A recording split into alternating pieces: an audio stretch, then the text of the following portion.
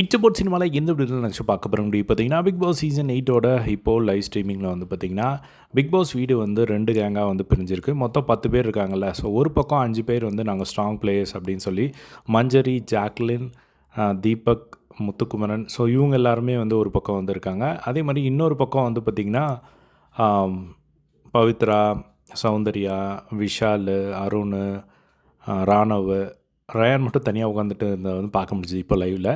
So இதில் வந்து பார்த்திங்கன்னா இவங்களுக்கு நேற்று ஒரு சில விஷயங்கள் வந்து விஷால் பற்றி ஓட்டு போடாதீங்க அப்படின்னு சொல்லி ஒரு சில காரணங்கள் வந்து விஷால் பற்றி ஜாக்லின் சொன்னது வந்து விஷால் வந்து அங்கங்கே போகும்போது வரும்போதெல்லாம் வந்து குத்தி குத்தி சொல்லிக்கிட்டே இருக்கான், அது எதுக்கு அப்படி சொல்லணும் அப்படிங்கிற மாதிரி ஒரு கம்ப்ளைண்ட்டாக வந்து மஞ்சரி கிட்ட வந்து பார்த்திங்கன்னா அந்த இடத்துல ஜாக்லின் வந்து சொல்லிகிட்டு இருக்காங்க.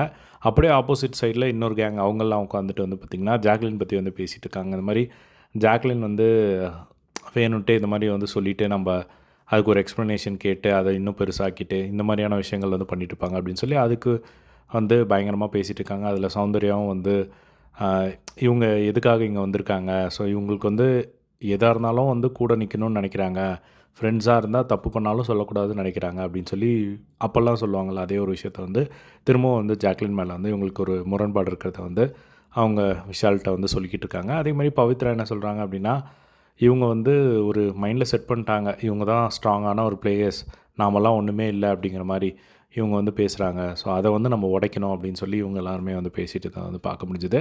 ஸோ லிட்டரலாக வீட்டுக்குள்ளே வந்து ஒரு 2 கேங் உருவான மாதிரி தான் வந்து இருக்குது. ஸோ இது எங்கே போய் முடிய போகுதுன்னு தெரியல.